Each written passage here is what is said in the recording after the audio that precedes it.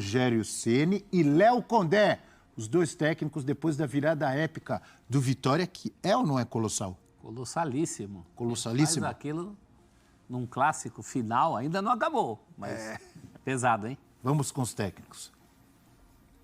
Essa equipe nossa criou casca, então a gente sabe da capacidade nossa de superação, então continuou jogando e foi dando volume no jogo e depois, principalmente a partir do momento da entrada dos novos atletas, a gente conseguiu elevar o nosso nível de atuação e pressionamos muito a equipe do Bahia, foi onde que a gente conseguiu o empate e no finalzinho ali, no último lance, a virada, mas de um modo geral, acho que os atletas hoje que entraram foram muito decisivos. O torcedor fica chateado pela derrota, não fica chateado por virada ou por a derrota é o que mata o torcedor, a gente, os jogadores. Nós vamos tentar novamente, como foi na Copa do Nordeste, tentar o triunfo no próximo domingo. Não adianta agora a gente querer achar culpados ou coisa assim. Nós perdemos o controle do jogo com a bola relativamente até tranquila no nosso pé e nós tomamos decisões erradas dentro do campo, o que culminou, na maioria dos gols são de transições e contra-ataques, coisa que nós não poderíamos sofrer, já tínhamos uma linha bem postada para isso, mas sofremos e temos que tentar assimilar, assistir, rever e vencer domingo. Tá aí o Rogério Ceni de cabeça quente depois dessa derrota de virada. E temos na tela do nosso F360 números maravilhosos do Vitória em casa. Para aqueles, professor Celso Zelt, que não acreditam no fator casa, na força da torcida. Você! Está aí! Você! Está aí! 23 jogos sem perder no Muito Barradão. lembrado. 19 vitórias e 4 empates. Aí tá aí o Vitória, professor Celso. E o que dá tempero mais especial a essa 23ª partida invicta em casa é que ontem o Vitória correu sérios riscos. Depois de um primeiro tempo equilibrado, você teve basicamente, na verdade no primeiro tempo o lance mais agudo é esse aí, ó. Uma entregada do goleiro Marcos Felipe e quase o Vitória. O Alejandro ali, não é? Teve esse também Esse aí, do Tassiano. o Wagner Leonardo, olha o que ele faz, cara. Wagner Leonardo aparece e salva o gol do Tassiano. O Bahia começa o segundo tempo à toda, com menos de um minuto, faz esse gol com o Tassiano, que eu critiquei muito no primeiro tempo, vendo o jogo ao lado do namorado da minha filha, que torce para o Bahia com a camisa tricolor. E eu falava, pô, esse time, tudo bem, o Tassiano se entrega, esse time precisa de um centroavante daqueles de verdade, né? Um centroavante e um goleiro também, a minha concepção para o Campeonato Brasileiro. O Bahia faz o segundo, esse é o gol do Cauli, chega a ter oportunidade até de fazer um terceiro, mas o Rogério toca num ponto importante, né? Tomou muito gol em transição, quer dizer, um time ganhando de 2-0 do maior rival, fora de casa. Aquela altura em que toma os gols, tomar os gols de transição. E ele fala uma coisa na coletiva, professor, que me chama a atenção, que ele fala, nós estávamos com as linhas bem postadas, não estávamos. Não, claro que não, quem está com as tinha linhas tinha um espaço para essa transição. E olha, a gente vê que olha há lá, um espaço olha na isso. última linha, de querer subir para fazer linha de marcação. impedimento. Então, qual a necessidade? Para que isso, a essa altura da vida? E num Bahia... Era 90 e mais, né? E um Bahia que já O gol tinha... foi os 44. segundo. Já tinha retraído o time, tinha tirado o Tassiano, reforçado o sistema defensivo. E até acho que depois do primeiro gol do Bahia, o Vitória já teve também algumas chances naquele momento, antes de tomar o 2-0. E eu até queria voltar num aspecto que o André Kfouri levantou ontem, no linha de passe, eu concordo. A gente tem muita qualidade no elenco do Bahia, mas me preocupa a intensidade que esse time consiga manter. É início de temporada, início de trabalho, tanto do Rogério quanto da confecção desse elenco, porque boa parte o meio-campo é todo novo, né? Todo dessa temporada, tendo em vista no que fez no mercado. Mas é um time que ainda precisa encontrar esse equilíbrio dentro da intensidade para manter ao longo de 90 minutos, ainda mais num calendário tão pesado como o nosso. Já o Vitória se achou no jogo, né? Ele se acha com o Matheus Gonçalves. Ele é outro Vitória, em termos de intensidade. Tem a parte do que o Vitória propôs para o jogo também, Exato. né? Mais um belo trabalho do Condé, um técnico nunca é cogitado para outros trabalhos, a não ser nos clubes por onde passou. E é um técnico de trabalho consistente. Ontem foi mesmo uma vitória do técnico. E sobre o Rogério, sobre o que a gente estava falando, dá a impressão de que as alterações do Rogério foram ao encontro do que o Bahia precisava. Mas o time em campo, que a gente sempre discute isso, né? Recuou demais, mas é o time que recua ou é o técnico que recua? Isso só é discutido quando não dá certo. Exato. Já vi Também 500 mil vezes, trocentas vezes, né, usando um termo. O técnico vai lá, tira um atacante, põe um zagueiro, recua, não sei o quê.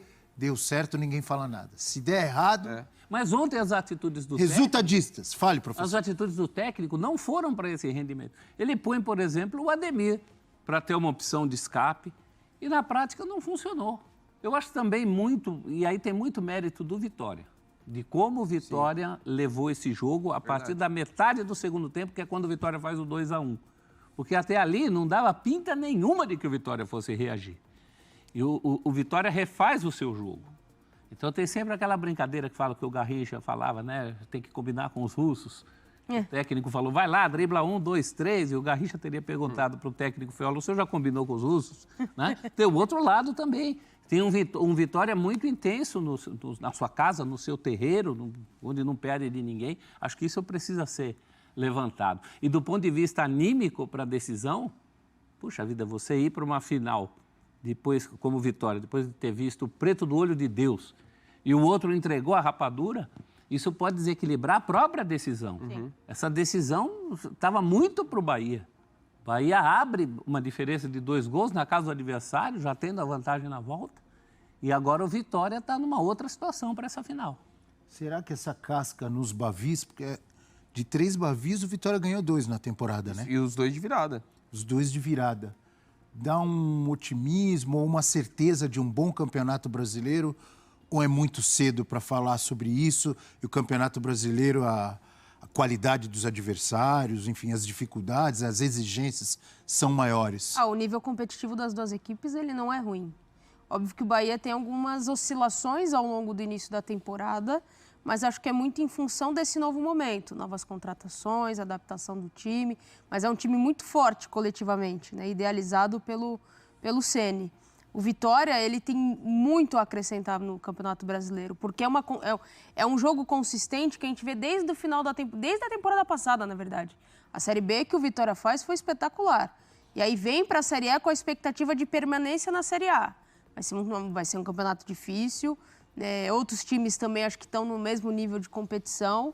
Acho que dá para pensar que serão times ali, não sei se vão brigar para não cair não, Abel, mas não vou dizer que vão brigar pelo título, mas... Por falar em não cair, você viu essa jogada, esse drible? Sempre tem o zagueiro com a mão para trás, correndo, eu lembrei de você correndo de costas com a mão para trás. O que aconteceu? Caiu, Se atrapalhou. foi driblado e caiu. Você perde o equilíbrio, né? gente. Desequilibrou, Como é né? que você vai ter equilíbrio? Mas eu acho que a expectativa para brasileiro do Bahia é claramente maior, né? Sim. Francamente maior. Espera-se um Bahia disputando ali posições, talvez até uma vaga em Libertadores. Os mais otimistas podem pensar em disputa de título, dependendo dos reforços que tiver. O Vitória é um Você viu a reclamação do Rogério Ceni? Ele, na entrevista coletiva, ele falou sobre não ter peças de reposição à altura para o meio de campo. Mas assim, eu até entendo o ponto de vista dele, considerando a temporada, mas o tempo que ele fala, o momento que ele fala isso meio que depõe contra ele, né? Porque ele reclamar da questão do elenco diante do Vitória, a diferença do elenco é a favor do Bahia, nesse contexto, né? Então eu entendo do que ele está falando e eu acho que ele tem motivos, pensando da temporada, até no aspecto que eu falei da intensidade, mas o momento em que vem esse ponto... Porque você olha a qualidade, qual que é o meio ali? O Caio Alexandre, Jean Cauli, Lucas, Everton Ribeiro, Jean Lucas. Cauli. Um dos melhores meios E aí do você, Brasil. você pensa no Campeonato Brasileiro, 38 rodadas. Você vai ter que usar o elenco. Exato. Ele tem reposição à altura para esses caras? Acho que aí tá defasado. Mas ele tem mais que muitos times, Abel. Como o próprio Vitória, né? Não, e como o próprio Bahia tinha na temporada passada. Sim. Ele ganha opção. Não dá para ter o elenco dos sonhos ainda. Talvez ali pensando... vamos citar o Flamengo, que tem reposição em muitas posições à altura. Mas é exceção. São raros os times que têm para todas as posições reposição à altura. Eu acho que numa ordem de prioridade ele tinha que estar reivindicando uma defesa e um ataque à altura do meio-campo que ele tem. Sim. E aí pensando mais em time do que em elenco. Se ele tem um goleiro de hierarquia se ele tem um fazedor e gol, que é uma coisa que está faltando para esse time, o Bahia sobe de patamar até em termos de possibilidades no campeonato. O Tassiano tem sido esse homem-gol, né?